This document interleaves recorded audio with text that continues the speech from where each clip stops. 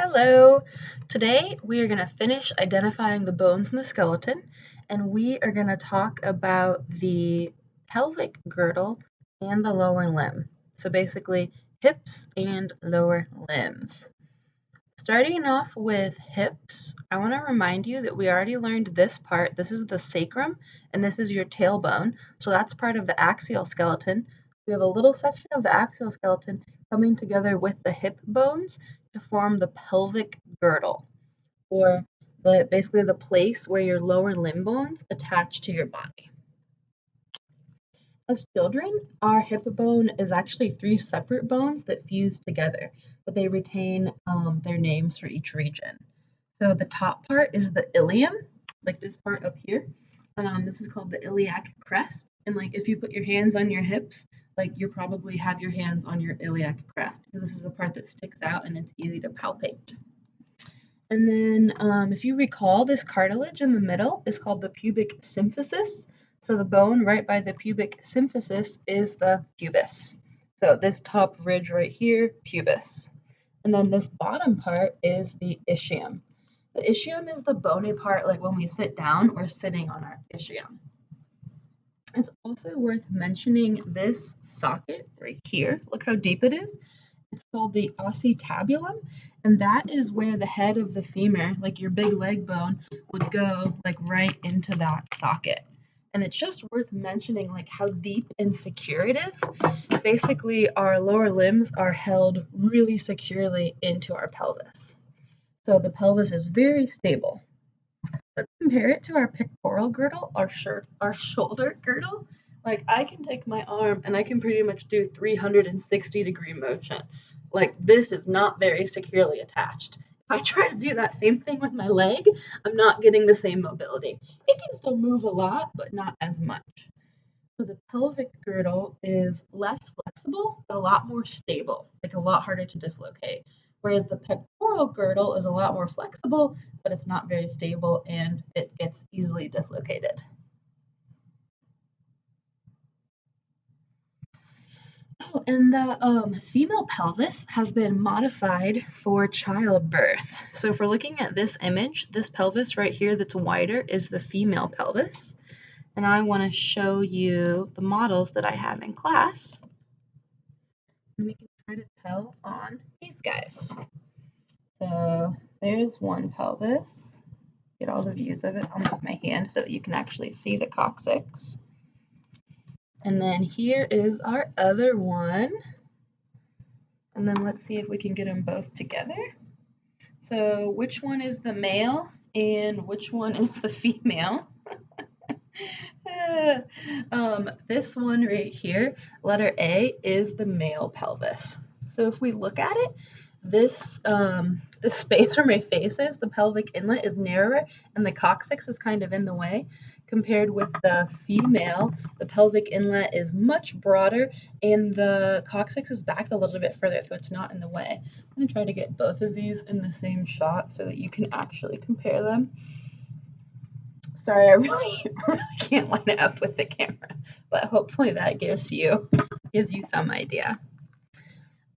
Some females happen to have a more narrow pelvis, and those would be people who probably would not be able to deliver vaginally, like they would probably need to be scheduled for a C-section. Follow the radiologist on social media. They have lots of great images like this. I love this. I feel like it makes it much easier to identify everything. Now we're going to move on to the lower limb. So if you remember, like we called the arm, like this was the arm and this is the forearm. So we're going to separate the leg out into a similar way. The top leg bone, like between your hips and your knees, is called your thigh. And it's made up of this very famous bone, the femur. It is the longest, the thickest, the strongest bone in the human body. And this is that very large head that fits into the acetabellum and helps like securely attach the legs to the axial skeleton. The patella is the kneecap, and it allows us to bend our legs like this. You might recall that it's a short bone, specifically a sesamoid bone. So that means it forms in a tendon and it's specialized to be able to kind of reinforce that tendon and allow our legs to move. And then the lower bones, this is actually called the leg.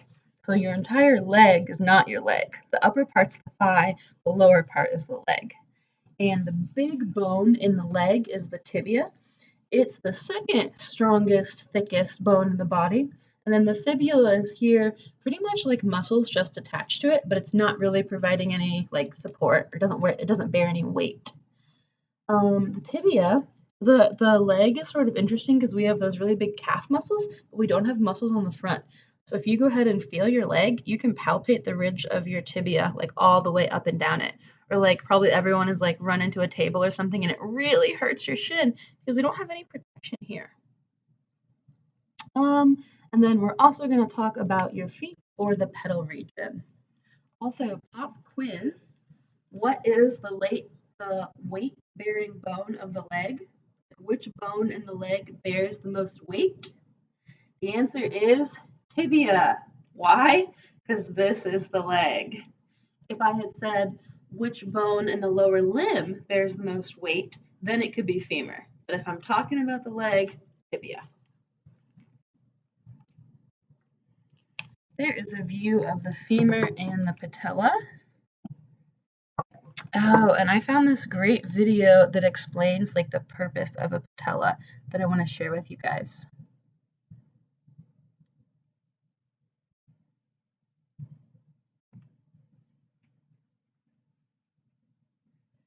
So this would be like our legs without any patella. And notice like he's trying to bend the leg out, but it's just not going. And then when you add a patella in, it allows for a much larger range of motion. So in the video, no patella, won't really bend. And then there's with the patella and now it's bending. So the patella, like we have all these muscles in our thigh and they attach to the patella. And because they're anchored to the patella, it's able to like pull the leg up like this. So thank goodness for patellas.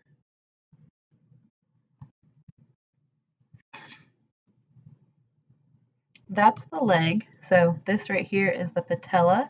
That would be the femur and this would be the tibia.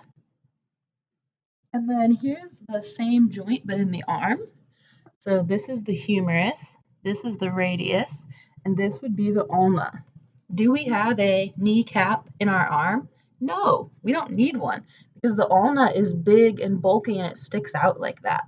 So the ulna itself like is the kneecap of the arm. So basically our upper arm muscles can attach to the ulna and allow us to be able to bend like that. There have been studies of people who develop like a special sesamoid bone, but it's kind of like a little kneecap. They call it patella cubitus, and I'm guessing it would form in people who really put a lot of weight on their arms. Oh, and one other thing worth mentioning, remember how the radius and ulna like allow a lot of flexibility in the forearm?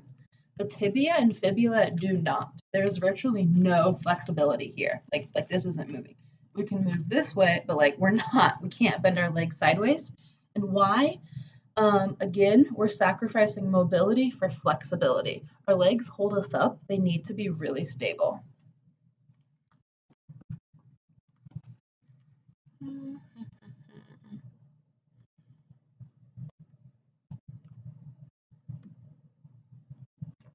And there is the tibia and the fibula, and you can see the connective tissue holding them together.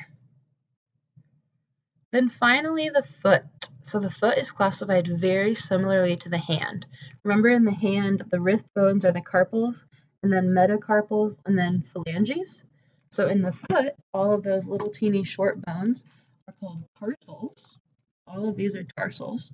And then the long bones that connect to the tarsals are the metatarsals. So we have 5 metatarsals going across the foot palm, or the ball of the foot.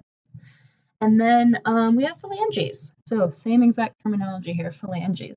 Notice that most of the toes have the proximal, the middle, and the distal phalange. Even your pinky toe has all 3 phalanges. The big toe, just like the thumb, only has the proximal and the distal phalange. Here's a nice video. Go ahead and feel your feet, bend your toes, try to figure out what's going on there. Oh, and then I wanted to share this. This is the x-ray that I already showed you guys, but I said there was nothing wrong with me like in my bones. I actually have a connective tissue problem. It's called plantar fasciitis. So the plantar fascia is the name for the connective tissue that like binds the bottom of your foot together. Like it literally goes all the way from your heel to like the front of your bones up there, like where the metatarsals are. And my tissue started to get like tears in it and it started to break down. Let me pull up this picture so that you can see me. So the arch of your foot is supposed to have a shape like this, and then it has like that connective tissue in here. And what happened with me was because my connective tissue like wore out basically, my arch collapsed like this. So I went up an entire shoe size when my over the course of a year as my foot did this, and yeah, I lost all of that support. And it could be genetic, but it's also common in people who have jobs where they like stand all day, especially on concrete floors. So it's pretty common in teachers. And the treatment for it is to like wear shoes that are super supportive, like see how thick that is? Or even like I had to get rid of all my flip-flops. So this is like still is a shoe that I shouldn't be wearing, but it's a little bit more firm. I borrowed a shoe from a kid in another class to be able to show you this. But I want you to take your shoes and then I want you to try to bend them like this. You see how this shoe is able to bend? This is bad. If you wear shoes like this, you could have foot problems. So if your shoe bends, no good. When I try to bend my shoes, this bends a little bit, but I'm not getting any more than that. And then with these shoes, I can't like, ugh, yeah, we are not bending at all.